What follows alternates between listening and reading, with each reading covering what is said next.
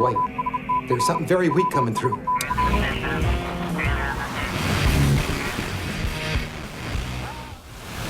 long time ago, in a galaxy far, far away.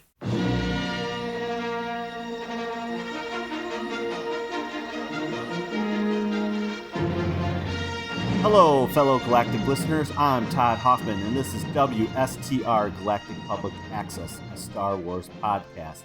Welcome to episode 76. 76? What? No. What? 76. Did you have a stroke there? I don't know what that was. Today we're going to talk to a freelance comic book artist, Matthew Waite.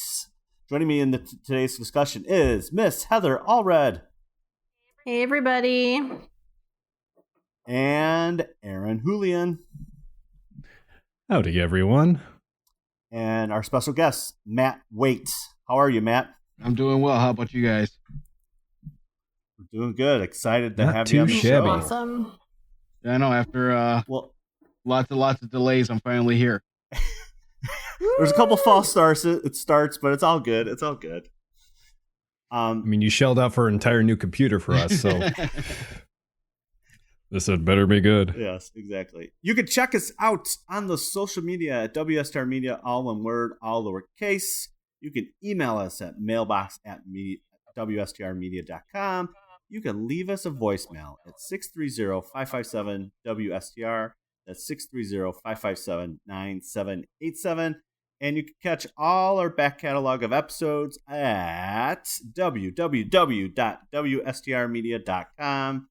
And today's podcast is brought to you by Audible. Audible, you can get a free Audible book. Download a 30-day free trial at www.audibletrial.com/WSTR. They have like 180,000 titles. You can get them on your iPhone, Android device, Kindle, MP3 player, cassette player, Betamax, whatever you want.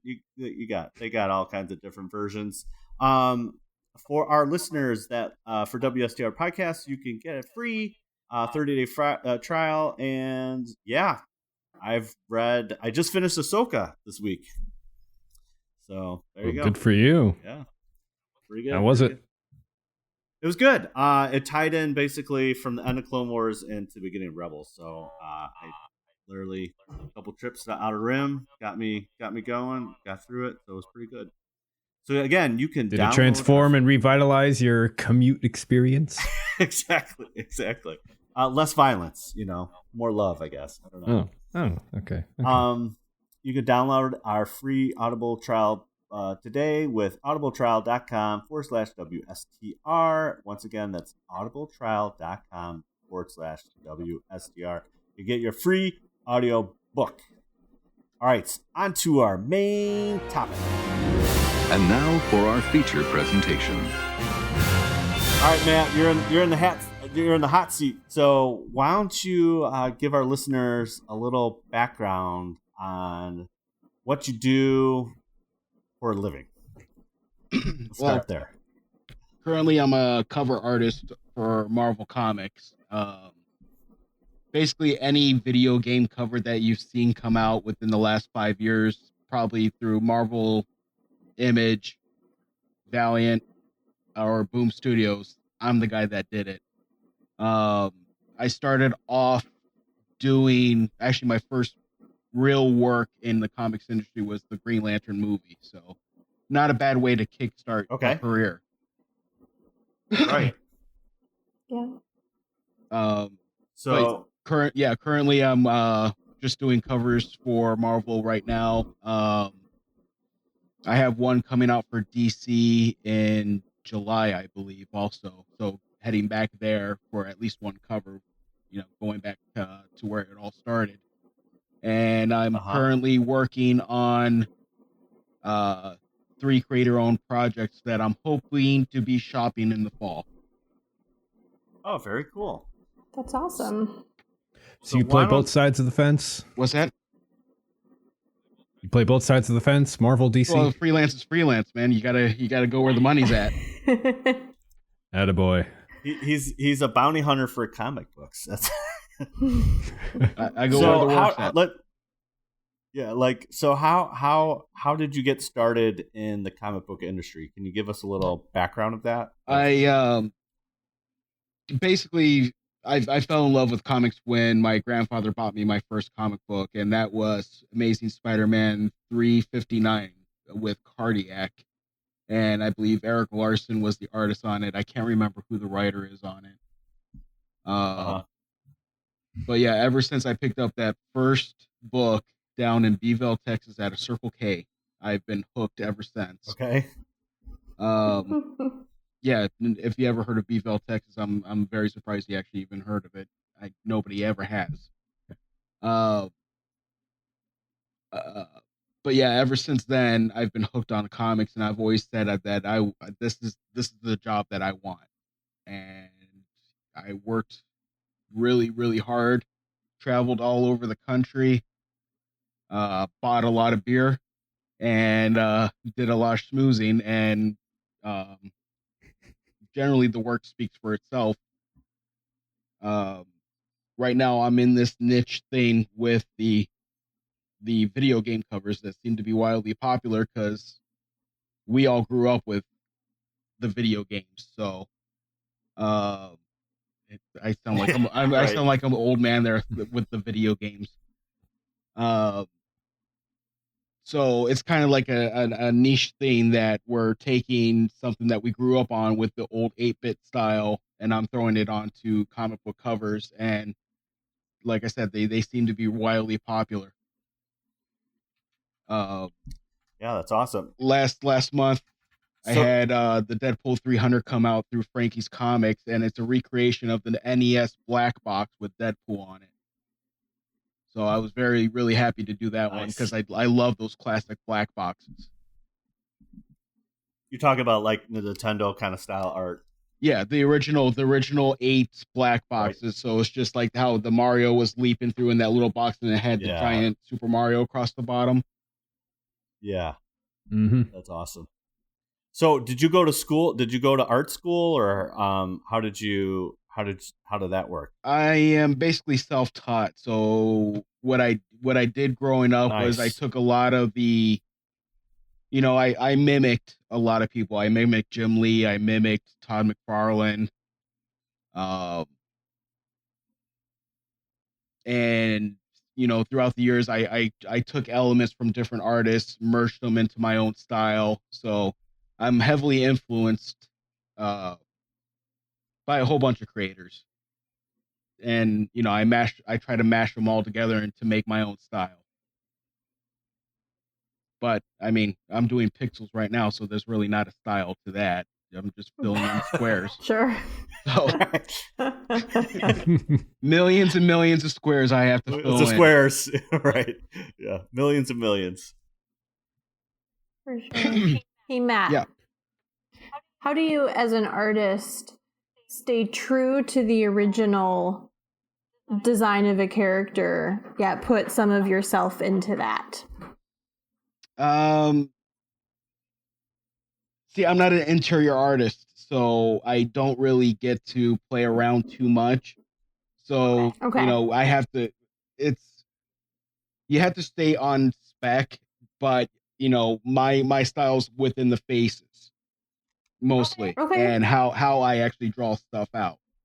So when people look at my stuff, they know it's me because the way I do my nose a certain way, I do my eyes a certain way.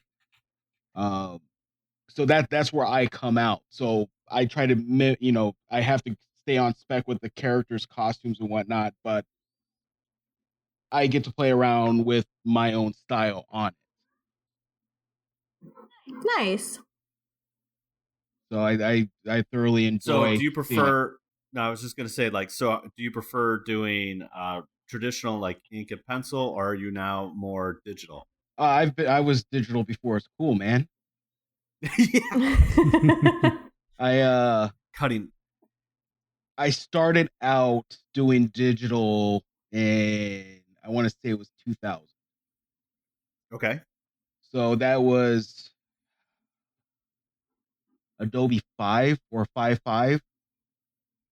So this is even before really digital coloring was a true. I mean, we're talking about the infancy of digital color when I was doing digital inking and digital drawing.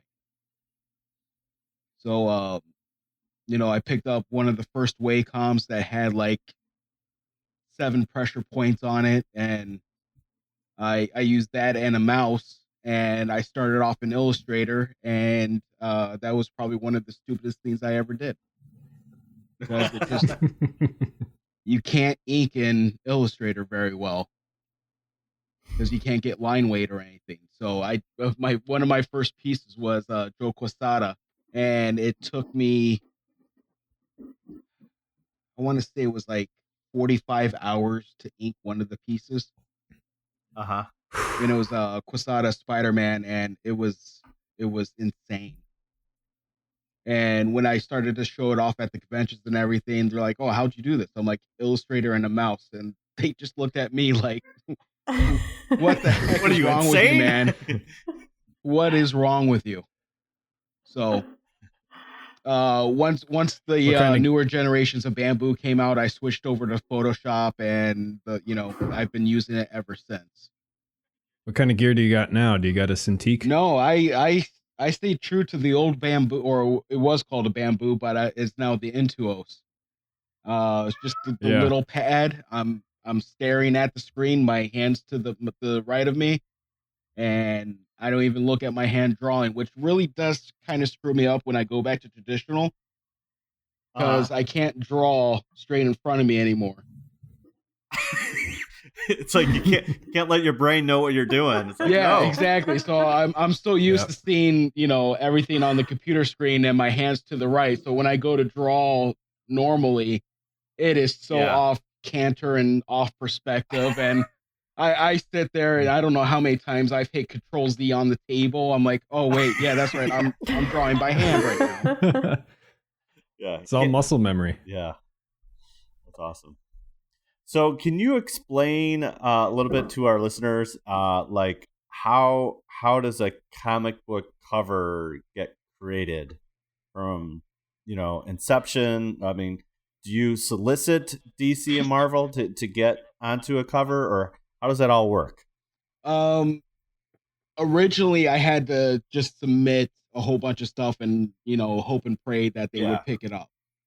So, smoozing with the editors, send them, a batch of stuff once a month and hope that they would take it.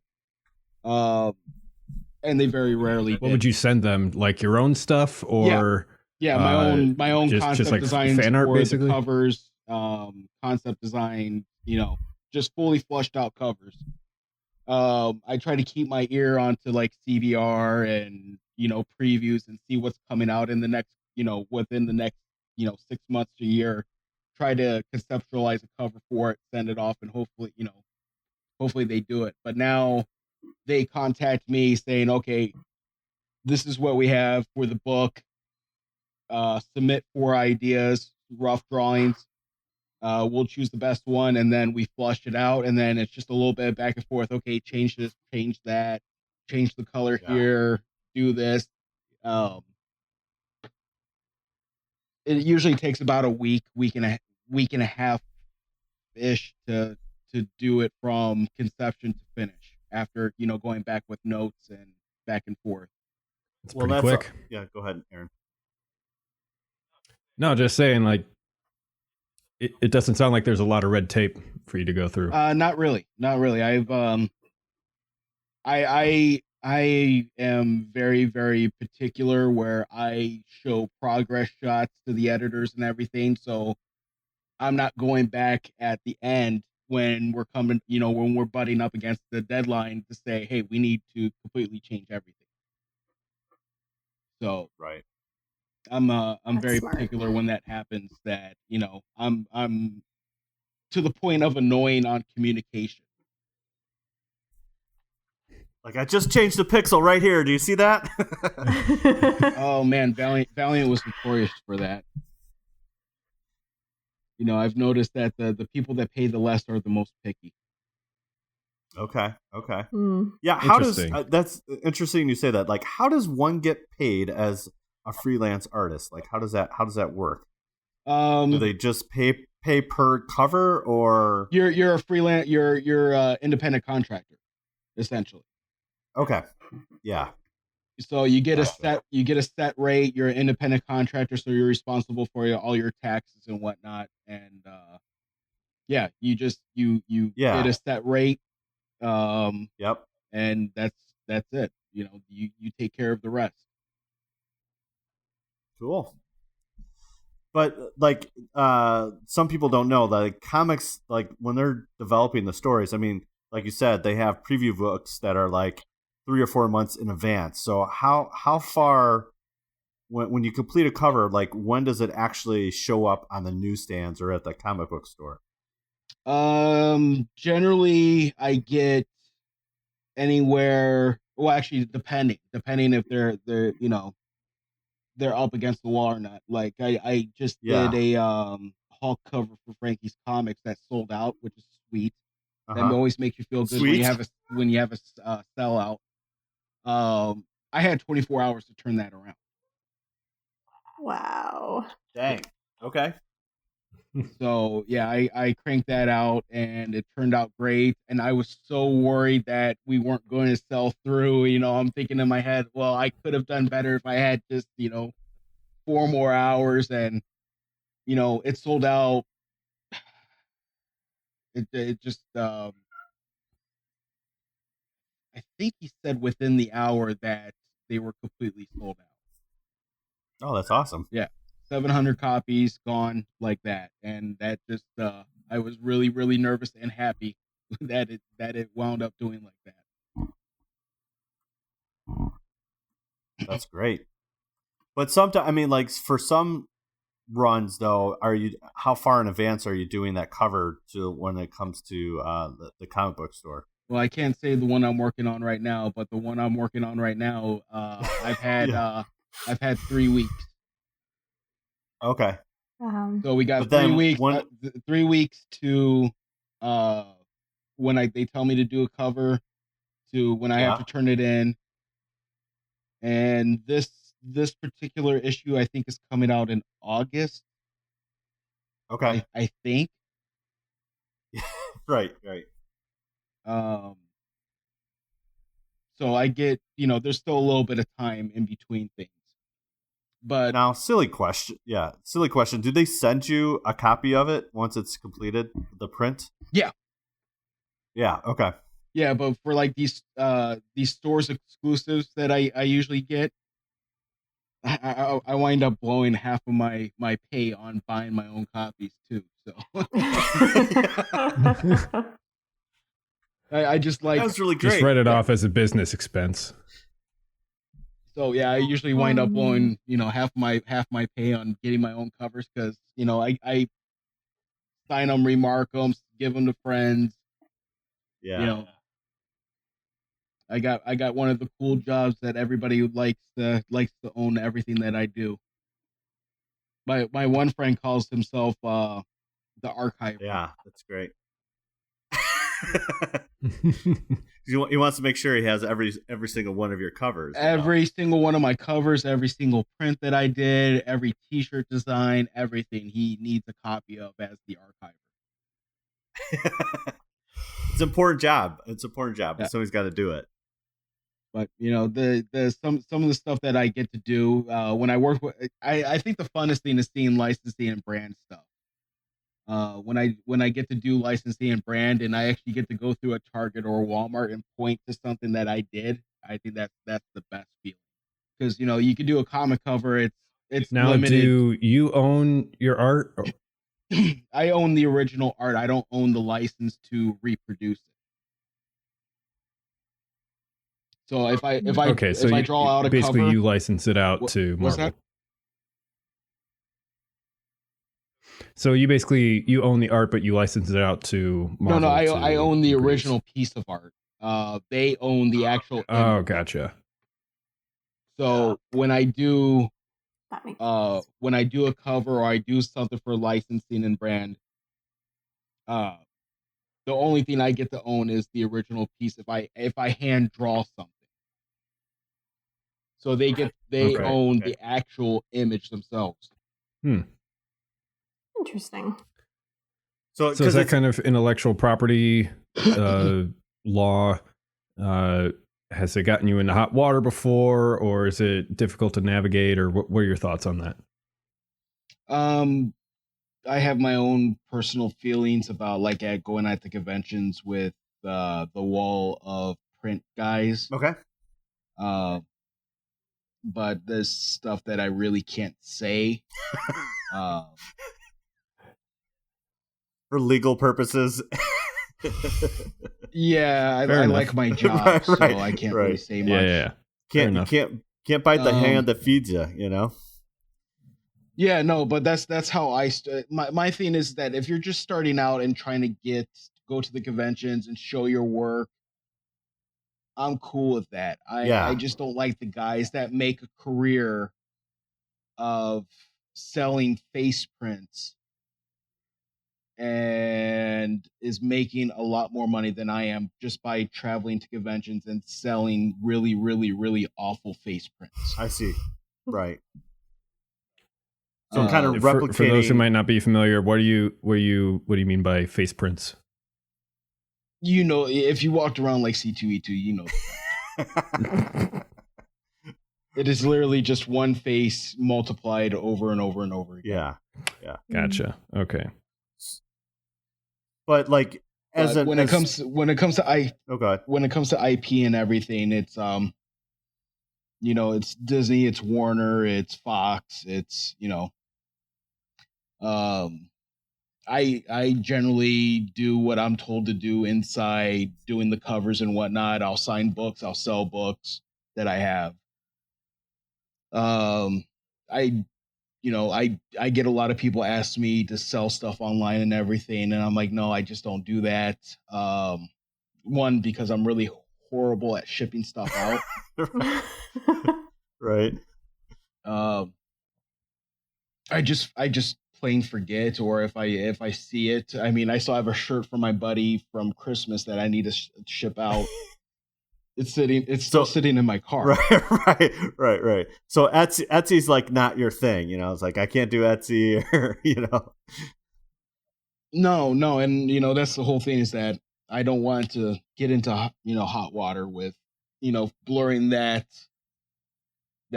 line of what's fair use, what can I legally do. Yeah. So since I don't know those lines, why flirt with disaster? Yeah. Or get a lawyer, you know.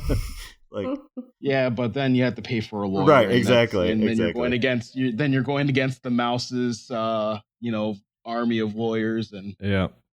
no, I just you know, I do the sketches, I do the signing of the books at conventions. It's a great time, and that's about all I do. Do you Go ahead, Todd. I was just gonna say, do you find it easier to, you know, use property, you know, with Marvel or DC characters than creating your own kind of characters?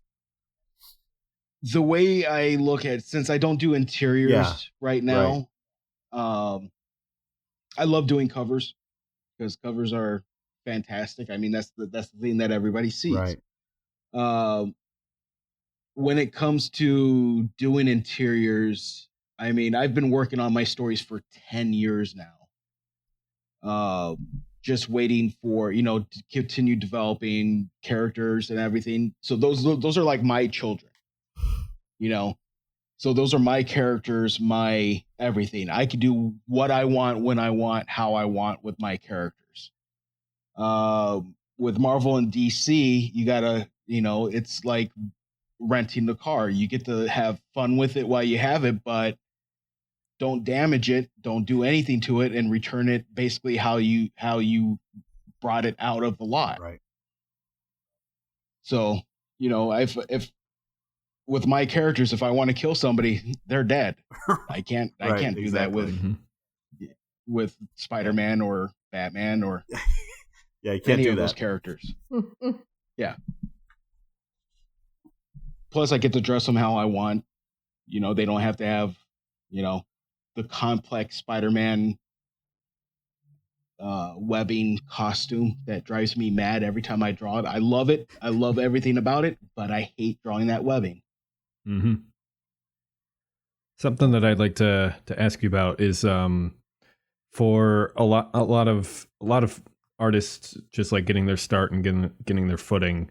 There's this awful trend I've been noticing where it's people wanting to, basically artists to work for free for exposure is what they call it. So do you have any words for artists who want to avoid doing that but still need to get themselves out there? Don't. Exposure is such trying to watch my word here. Such crap. People die of exposure.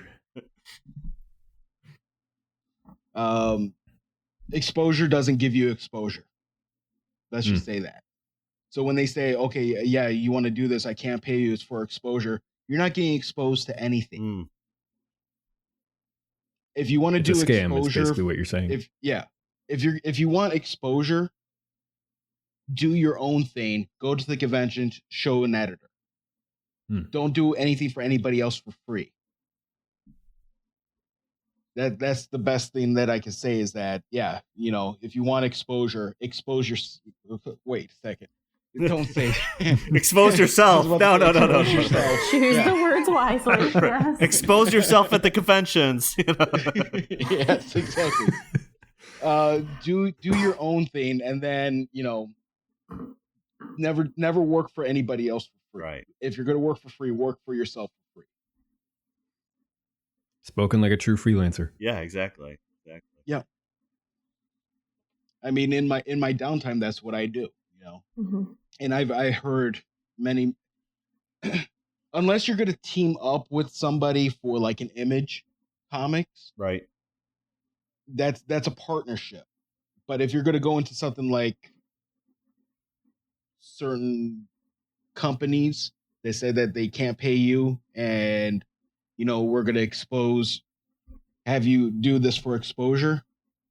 You're doing their property. Yeah. You're not working towards. Right. You're not working towards. Okay, you know, I like with my stories and everything that I have a writer, but we're both working toward the common goal of having this book come out, hopefully get it shopped around to Hollywood, and hopefully get it picked up for a series or a movie. Right.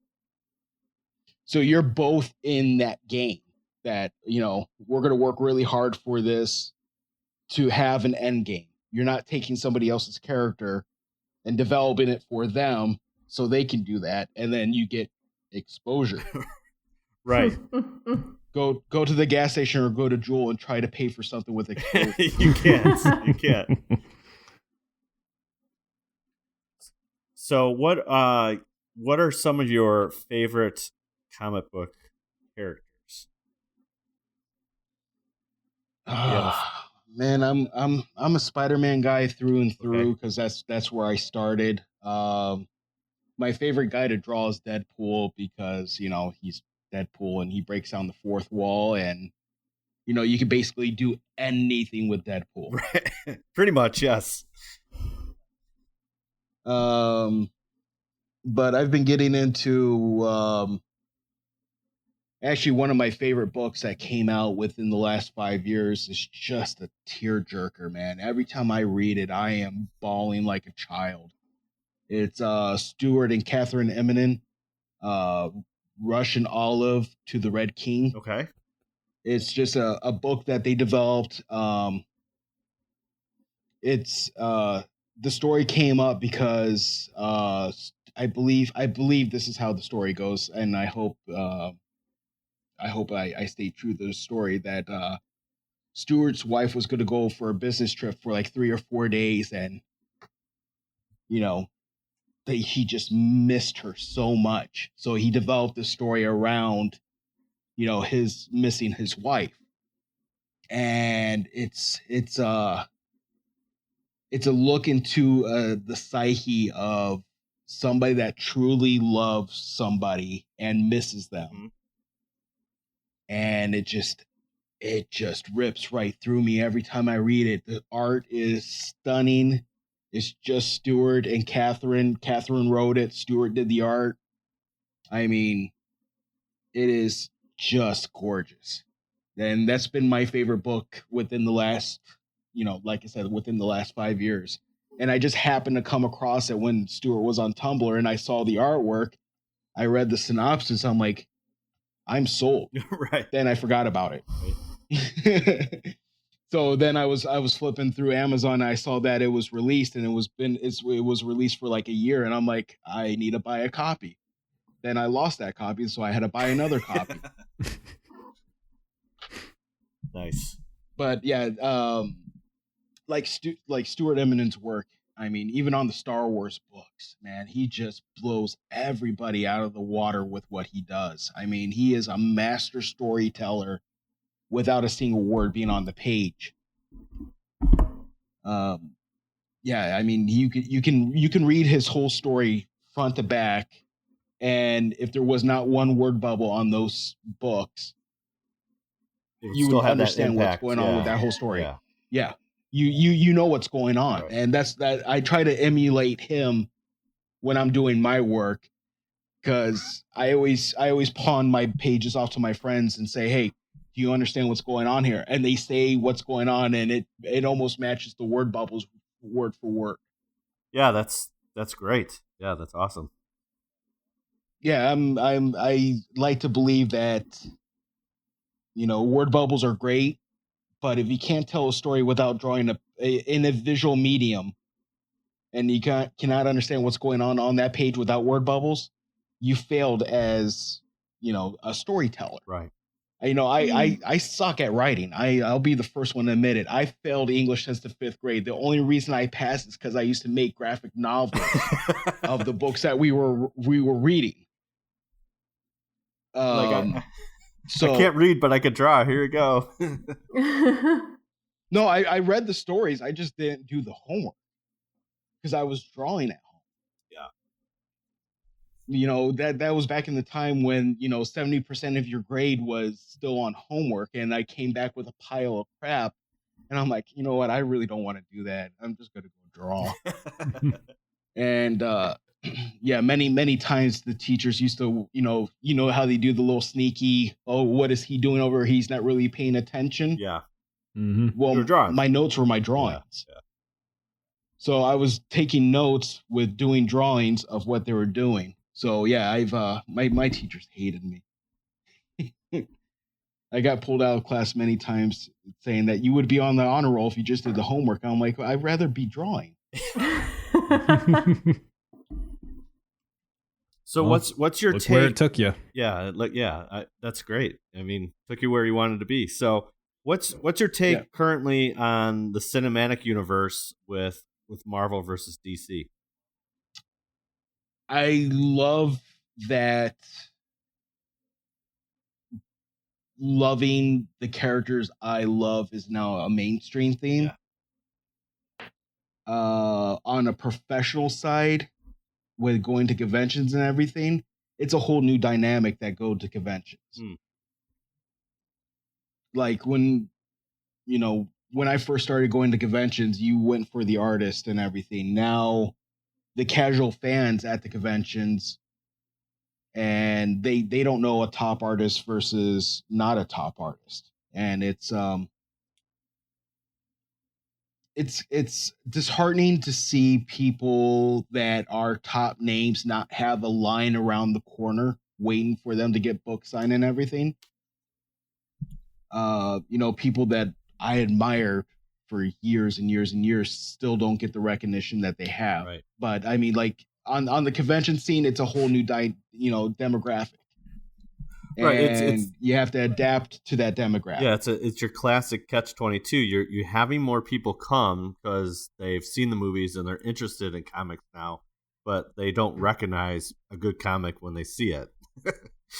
Yeah, or a good comic, a good artist. Yeah. They don't know they don't know the difference between the Wall of Faces guy and a Mark Brooks, a Stuart Eminem, right, a Jim Lee, even. They hear the names, but they don't they don't know the difference between, the what I call the con artist. Okay. Literal con artist you know, like the wall of Prince guys that all he does is put a filter over a pre-existing image that gives that splatter look. And a guy, say like Mark, who blows me away every time I see his cover work. They just don't know the difference between the two. You know, Mark is just Mark Brooks is just killing it with every cover that he does. I mean, his stuff on the Avengers now is just mind blowing. His Batman covers are just a thing of beauty. His whole run on Vader Down was great. You know, but yeah, it's just I love the fact that it's popular, but you know, like you said, Catch-22. They know what everybody's like. Oh, wow, cool, popular. But the hardcore guys are getting pushed out because they can't get access to a lot of these things either, because the casual fans are coming in and buying it all up. Right. So I love it and hate it, just like everything else. The puddle's twice as wide, but half as deep. Yeah, exactly. I mean, look at Celebration that's coming up, right? Yes. How quickly those tickets sold out. Pretty quick. Yeah. Crazy. Yeah, like, so people dropping $850 for VIP that was sold out in like 5 minutes, and then, you know, the 5 day sold out in a couple days.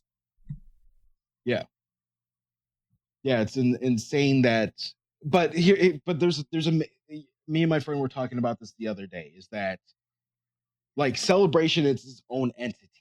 Correct. It's not like the stereotypical convention. You know, it's Star Wars. It's there's only one show every 2 years. So that's why it's more an event than a convention. Right. You know, every weekend there's 14 or 15 comic book conventions going on. So when they announce Celebration, everybody's just like, I need to go. This is, you know, sometimes it's people's one and only chance to ever go. Right. Yeah. Because it's a traveling show. Every other year they're in Europe, or they're in Orlando, Chicago, Yes. or, you know, they can wind up in Anaheim, they can wind up in Seattle, they can wind up back in New York, or, you know, you just don't know where they're going to go. So like a lot of the hard, you know, really big fans that don't want to travel are excited here in locally to go to that show, because it may be their only shot to go to a Star Wars exclusive show, Right. possibly in their lifetime. So that's you know, so when you see those tickets sell out quickly, it's just because there's such a love for that show, that, I mean, just Star Wars in and of itself. Yes, exactly. People are going into a frenzy to get it. Yeah, we were joking though, because we're like, well, everyone is going to Celebration, but they're not seeing Solo. You know, so it is very interesting. Well, people are going to see the movies, but they're not buying the books. Yeah. That's one of the issues that's going on in comics. I mean, top selling book is doing 350,000, right? Okay. In the 90s, you know, Spawn, Savage Dragon, top selling Marvels were doing 1 million and a half a month. Yeah. Was that a month or X-Men number? Yeah, that's month over month. Oh my gosh, I mean, yeah. You know, 350,000 was just like, oh well, that book isn't doing as well as this book. Right. In the 90s. Now 350,000 people are jumping for joy. Right, yeah. Well, in the 90s, I think too, you had an oversaturation, which, you know, there's a lot of exclusive covers and a lot of exclusive runs, you know, a lot of multi-series. There's more exclusive. There's more exclusive covers now than there were in the 90s. Oh, really? Okay. Yeah, because in the 90s, you didn't have retailer exclusives. You didn't have artist exclusives. I think I want to say like Star Wars #1 had over 100 variants Yeah. when it came out. When it came out for Marvel, yeah, exactly. Yeah. Yeah. So I mean, there's more variants now than there were in the 90s. But the thing is that in the 90s, what caused the boom, I think, was that people were selling off all their older books, the 60s, 70s, and 80s books, for what was at the time like huge margins. Gotcha. So people are like, oh man, I can, I just made, $7,000 selling my old books. Yay. And then, it spiraled out of control. Then people said, oh, then I'm going to start buying these books and I'm going to pile it away. And then in 25 years, I can retire. Well, everybody knows that the 90s books aren't really worth that much. Yeah. Except for a few key issues. Right. So since you are more of a digital artist, what is your take between comics going to more of a, digitally with, like on an iPad versus the actual print? What's your take on that? As long as people read it, I don't care what form that they read it. Right, just read it. That's my own personal take. Yeah. There's always going to be a market for hard copies, and that's mostly for collectors. But as we keep on moving towards a digital age, I mean, you go on your phone. I have on my Kindle, I want to say like 45 graphic novels, and I don't have to have a spot to put them. Right. So that's the convenience. I mean, there was a point before I sold off my collection many years ago that I had like 14 long boxes. Right. Yeah. It's tough to store 14 long boxes, man. So I'm looking at my phone and I'm flipping through like, yeah, I want to read this now, and then I pop out my Kindle and I read my book. Right. Yeah. Whatever, and it's always on me, so I don't have to shift through my bookshelf and then put it back, or if I drop it somewhere. Oh, if I lose my Kindle, guess what? I get a new Kindle. I re-download everything. Right. It's in the cloud. I'm not double, triple. Yeah, it's in the cloud. So I mean, as long as people read the book, I'm cool with whatever medium that is. Yeah. Okay. And Amazon getting into the print on demand game is just going. It's going to be a complete game changer. Yeah. Tell us more about that. I mean, Amazon's Comixology is basically taking on Diamond Direct, saying, "Okay, guys, you can order digitally, but if you want a hard copy of this book, we'll print you a copy on demand. So you don't have to have a minimum set amount to order." Like Diamond does. Oh. Like a lot of indie guys can't get their books into previews so comic shops can see those books because they don't meet the minimum order requirements. Interesting. So Amazon's like, everybody come over here on Comixology, and if somebody wants to buy your book in a hard copy, we got printing presses over here that'll do it for you. Wow. And they do one copy, they do 100 copies, they'll do 100,000 copies. That doesn't matter. It's like they order it and then they just like, oh, okay, we're going to actually print this now. It's like, that's crazy. Yeah. Yeah, it's a beautiful thing. And, I think Amazon's going to be wind up like that Wall-E company. I don't know. Yeah, I totally agree. So we're a Star Wars podcast. So what is your favorite Star Wars character to draw? Oh, Vader is awesome because he's all shiny.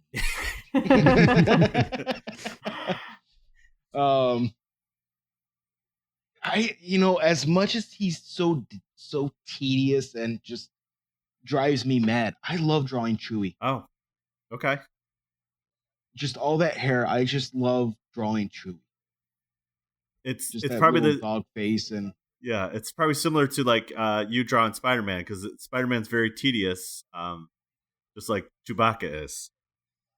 and I love the Spider-Man piece when it's done. I love my Chewbacca pieces when they're done, but in the process of doing them, I am just Cursing. stirring and yeah, just up and down. Like, why do I put myself through this torture? And at the end, I'm just like, oh wow, that actually looks good. Yeah. I'm happy. Because you're an artist and that's what you do. Yeah. You guys been to Hollywood Boulevard over in Woodridge, right? Mm-hmm. Yes. I have. Yeah. Palms so is those closer, posters- but yeah, I've been to both. yeah, the what I like to call the Blue Harvest Room. Mm-hmm. The artwork that's up in there, those are the ones that I did too, and that Chewie and Han that I did in that Art Nouveau style, that took me a little bit to do, just because of that hair. Just a I smidge. imagine. Just a smidge. But yeah, those yeah, Chewie's my boy. I love Chewie. Yeah. I can't wait for that little animatronic Chewie to come out. He's gonna be sitting in my passenger seat when I Word. drive. Yeah, no, yeah, the one that they released at the Toy Fair, I know, that looks so awesome. Yeah, no, literally, he is just going to sit in my car in my passenger seat. Like, if people want to ride with me, they have to sit in the back seat because Chewie's my co-pilot. Hey, back off. Chewie's my co-pilot. Exactly. Awesome. Like, I'm hoping that there's like a audio jack on his back that I can actually put my phone and have him speak my direction. That'd be awesome. Then he'd be your. I'm like, if that happens, I yeah. Yeah. It's like I'm going on all these road trips because Chewie is my co-pilot. Yeah, literally, he is my co-pilot. You hear Alexa talking through Chewie. That's awesome, right there. Yeah, exactly. So, Matt, where can people find you on the socials? My Twitter is I actually was lucky enough to get my name as my social. So at Matthew Waite on Twitter, The Art of Matthew Waite on Facebook, Okay. and Instagram is Waite Designs, WAITE Designs. Nice. Awesome. Instagram is the one that I update the most. Uh-huh. So if you really want to see my work, I just love the Instagrams because there's no talking, no nothing. Here's my picture. You like or don't like it, done. Yeah, exactly. Yeah, that kind of fits the comic book artist in you, right? It's like, pictures? I can do pictures. Yeah, no, it's great because, people are just literally, they're like, oh, I really like this. I don't really like this. There's like no discussion behind it. Yeah. Once you post something on Facebook, then it sometimes gets spiraling out of control, especially if you have an opinion on a piece. Yeah, of course. Yeah. Yeah. And Twitter I pretty much avoid now. So every once in a while I'll pop on, but I really don't post on Twitter. But Instagram's my jam. Instagram's your jam. All right. Yeah. Awesome. Well, we really appreciate your time. It's been a pleasure. Now we're going to move on to news of the week. So if you want to hang around and help us with the news of the week, that'd be awesome. That sounds like a plan. All right. And now, the Star Wars news of the week. Okay, so this just came out. George Lucas trilogy revealed a little bit more, and so yeah, you thought everyone hated Last Jedi. Wait till you get a little of this. Okay, so when George Lucas sold Lucasfilm to Disney, he handed over the company, obviously, and he had a rough sequel planned out for the trilogy. Obviously, Disney went into a different direction and say, thanks, George, but we're going to run with this. And that's what came Force Awakens. Obviously, recently, some fans have been critical of Disney Star Wars films, Solo and Last Jedi. But this just came out in the companion book, James Cameron's story, science fiction series, details his vision of the trilogy. Okay, here we go. The 3 next Star Wars films were going to get into microbiotic world, but there is this world of creatures that operate differently than we do. I call them the Wills, and the Wills are the ones who would actually control the universe. They feed off the Force. If I held on to the company, I could have done that, and it would have been done. Of course, a lot of fans would have hated it, just like they did Phantom Menace and everything, but at least the whole story from the beginning to the end would be told. End quotes. So it seems Lucas' trilogy would have featured more midichlorians, the Wills of the Force, and would have tied the whole Star Wars saga together. So what do you think about that, Heather?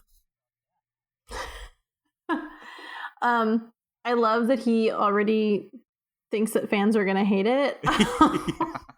Yeah. That's just a really positive way to respond to something. Yeah, I mean, I think it's interesting to have seen where he would have taken it. Just from I'm sure when he created A New Hope, similar to how I've seen other storytellers, either in book form or in film form, they basically know how the entire universe actually works and where the beginning and end of the story is. Right. When you write the first book, you kind of know how the last book's going to end, and you're just trying to get from A to Z. Or if you're creating a film in a universe, you're creating a miniature arc, but then you're naturally having these larger arcs come behind it. So I think it would have been interesting to explore that different component. Of course, I've openly admitted I don't necessarily dislike the current back half, the back trilogy. So right. I don't know. Anything that tells me more about these other creatures and other parts of the universe, I think I wouldn't have minded. Right. Aaron, do you think this would have caused more controversy than the Star Wars The Last Jedi? Undoubtedly, yeah. Well, I'm just thinking, like, I've been doing some research lately into diet and nutrition, and there's something called the gut microbiome that people have. Okay. It's basically like these bacteria and other microbes that are in your gut that basically influence your hormone levels and neurotransmitters, and they have like a huge effect on your health and behavior and mental capacities and everything like that. So I'm reminded of that when I hear about this whole microbiotic world that George Lucas wants to do and how it affects the Force. And it's like, in concept, that sounds like it could be cool, but how do you make a story out of that? Right. Yeah. Pixar could. Exactly. Like 3 whole movies out of that. So I don't know. Yeah. Matt, do you have an opinion about the this proposed trilogy from George Lucas? Well, going back to what he said, on paper it looks great, and how do you make a movie out of it? If anybody can, Pixar could. It's true. But Star Wars Inside Out. I'm kind of in a unique position when it comes to Star Wars, though. Okay. I didn't see the original trilogy until the new trilogy started. Okay. Because I literally grew up in a town that we had a second run theater, a Walmart, and a Whataburger. That's all we had for an hour and a half. We didn't have a video store. We didn't have any of that stuff. Right. It wasn't until I moved into Illinois that, I got to experience all this stuff. So right, yeah. So I actually held off a couple years, and then when I heard the announcement about episode 1, 2, and 3 coming out, I'm like, you know what? I'm going to hold off and I'm going to watch this through because I knew people that watched the original trilogy and they were excited to see this. So I'm like, well, I'm in a unique position where I can watch the original through the original or the new to the original. Yes. Yeah. And I appreciate what he tried to do. Right. And it's his story, essentially. And if he wanted to do it, then I'm all for it. And being a storyteller, hey, I'm all for what you want to do for your story. People will love or hate it. Yeah. I don't hate the new trilogy. Okay. The only annoyance that I have in those the original Anakin stories was the star wipes. Okay. Stop with all the wipes. There was one too many, like lots of wipes. Lots of wipes. Yeah. I'm like, I got through that. I'm just like, man, I am wiped from seeing all those wipes. But you know, I don't hate them. I don't love them. I don't hate them. Right. But I don't hate them like with the white hot fury of some fans. Right. I'm like, it's a great story. Yes, Darth Vader was a whiny little whatever. Yeah. So was Luke. But then so was Luke. But exactly. You look at Luke, I'm like, holy crap, they are father and son. The apple does not fall far from the tree. Yeah. But I mean, overall in a storytelling thing, I'm like, it was a good story. Yeah. And it's about, I mean, there's a lot of different themes in Star Wars, and one of them's about family, and there's a lot of different themes, and you could see that play out through the 6, and now that we're in the back half of the 7, 8, and 9. So. Yeah, I didn't mind 7. Going into it, I'm just like, oh man, this is cool. Upon rewatching it, I'm like, some of the themes are running the same, but I understand what Disney's trying to do. Correct. We're not the core demographic they want to hit right now. Yes. They want to lock in those children that are going to be the next 30 to 40 year fans. Yes, exactly. Like the blatant saying that forget the past with emo Darth Vader there.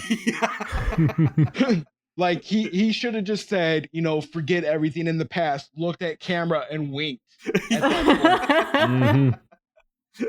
I'm talking to you, Star Wars fanboy and girl. Exactly. Yeah. Hey, you 30s to 60-year-old. Yeah. Wink. Yeah. This isn't for you. This is not the movie for you. Yeah, no, like my friends' kids love like this is like their passion for these movies were like us when we were kids. Yes, exactly. So I mean, this is, you can't hit everybody at once. No. So if George wanted to tell his story, that's his story, and people and he would have done it where the kids would have loved it. Right. And every adult man and woman would be like, "Oh my gosh, it's the worst movie." But yeah, exactly. He he knew what targets to hit. Yeah. Oh. But you're absolutely mommy right. and daddy's pocketbooks. Yeah, right. Yeah. But you're right. I mean, Disney is also being strategic on what that demographic is. They want to hit that, and like you said, they're influencing the 12 to 13-year-old people that George was influencing back in the 70s. So there's nothing wrong with that. It's just how that story goes. And like you said, kids are gravitated towards Kylo Ren, and you're like, this emo guy, like, what's going on with this? Hey, I'm a moody teenager. He's a moody teenager. Right. I really relate with them. They did it with Anakin when the 12 and 13-year-olds at that time. Yeah. George wasn't a dummy when he came to knowing what demographics to hit. Yeah. Except for Jar Jar. Yeah. I know. That was a huge swing and a miss. Just one critical misstep. Yeah, one giant misstep that he probably corrected in the 2 and 3 because he's like, I'm gonna have Jar Jar through this whole thing. And they're like, oh, you can't do that, man. Yeah, but no, Yeah. I mean, even if George still had control and he wanted to do this, he would hit the demographic that he needed. Correct. Yep. Yeah, I mean, at the end of the day, it is a shame that we're not going to see this version, but just it sounds kind of cool on paper, like you said, Matt. But like trying to execute that might not be. I don't know. We'll never know. When I'm thinking Fantastic Voyage when he says something like that. Exactly. Yeah. And for you kids that don't know what that movie is that when scientists grow really small and go into a bloodstream. It's a movie from the 60s and 70s. Jules Verne. With killer graphics. Yeah, no, I actually made a Fantastic Voyage reference to a 25-year-old, and they looked at me like deer in headlights. Like, what are you talking about? I don't know what that is. Yeah. Brush up on your sci-fi. Yeah. All right, moving on to Katina Chat.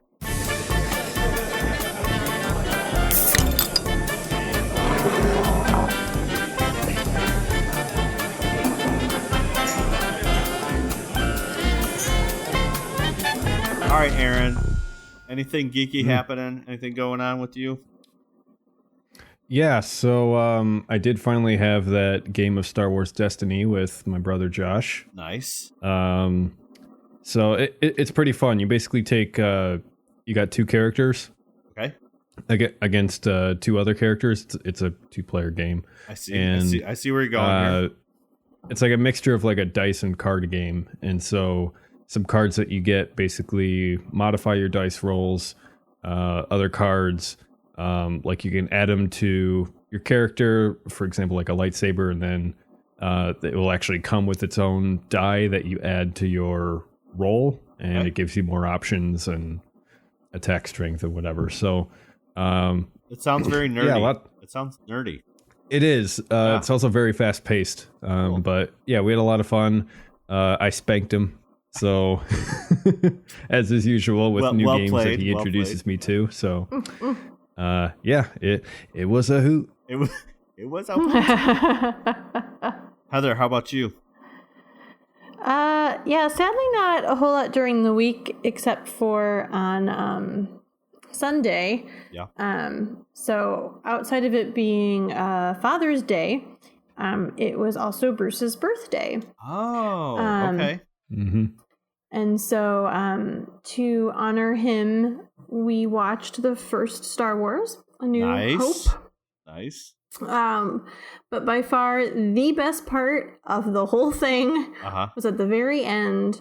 My dad turns to me and's like, "Should we ruin it for Mom?" And I'm like, "Ruin what?" I had no idea what he was talking about. And he just is like, about like Luke and Leia.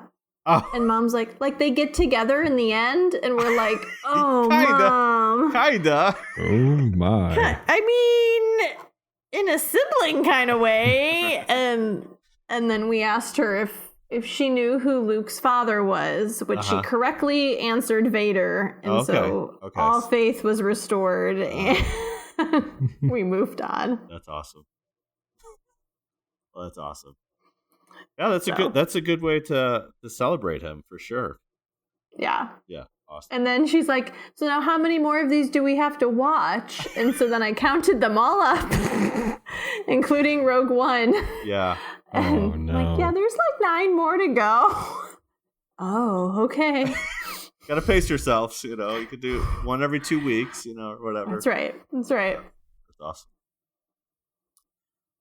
Well, I finished Ahsoka, like I said earlier. I bought a blaster for my TK, so I've started to sand and prime and do all that fun stuff on my blaster. Saw Solo for the 3rd time.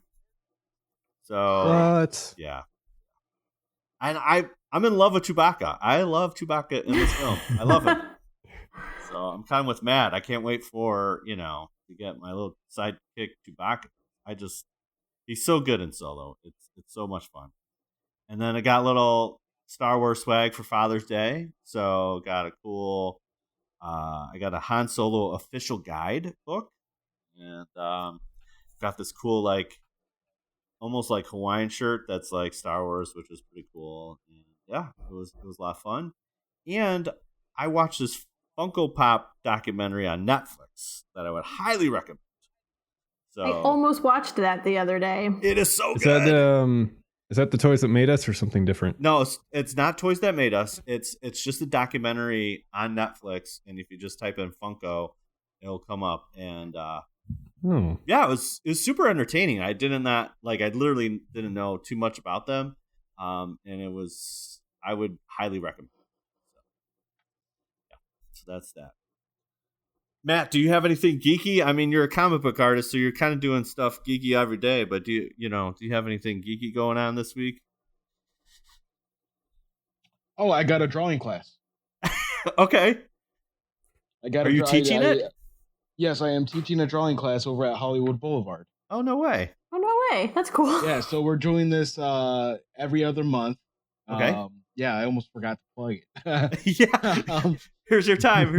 Here you go. Yeah. So yeah, I every other month, or like last month was Deadpool. Okay. Just go to the wheelhouse you're strong with, man. Well, we try to coordinate it with the movies that are coming out. So Smart. like this weekend is going to be a Jurassic Park theme, so we're going to learn how to draw dinosaurs. Nice. We're not doing one in July, and then in August is going to be one of my personal favorites because I'm really, really, really excited to see the Winnie the Pooh movie. Okay. Nice. I love Right Winnie on. the Pooh, and I love that Obi-Wan is meeting little General Grievous Pooh. Nice. Oh, bother. Awesome. So that's going to be this weekend? Yeah, this weekend we're doing the Jurassic Park drawing class. So we're going to learn how to draw. Don't know what type. I see a lot of these things I like to do spur of. So I like audience participation. Yeah. So I mean, when you think dinosaurs, I'm guarantee you we're going to be doing T-Rexes. So Right. Yeah. Yeah. No, but nobody wants to draw a Brachiosaurus. So. Brachiosaurus, Stegosaurus. Yeah, exactly. Yeah. Start naming some really weird dinosaurs. People are like, I don't know what that is, All right, we're going to do a Draw T-Rex. Maximo. Yeah. Awesome. Very cool. So throughout Aaron. on Hollywood Boulevard's webpage, they're going to be announcing more and more of the drawing classes. Like I know October we're doing a Batman, and November we're doing a Spider-Man. So when they get announced, they put it up. Nice. Awesome. All right, Aaron, you want to wrap us up? All right, here we go. Thanks again for listening to another episode of WSTR Galactic Public Access. And thank you to our honorable, esteemed guest, Mr. Matthew Waite. Thank You you. can find him on Instagram, Waite Designs, WAITEDSIGNS. Once again, you can check us out on social media at WSTR Media, all one word, all lowercase. We want to hear from you, so please comment, tweet, rate us on iTunes, email us at mailbox@wstrmedia.com. You can leave us a voicemail at 630-557-WSTR. That's 630-557-9787. Leave us a voicemail and we'll play it on an upcoming podcast. And you can catch our entire back catalog of episodes at www.wstrmedia.com. Now you know all the I almost had a stroke there. Now you know all the ways to get a hold of us. Next week, episode 77. The only thing we should be talking about will be A New Hope. Now this is podcasting. Thank you, Matt. Thank you, Thank you, guys. Matt. I appreciate it.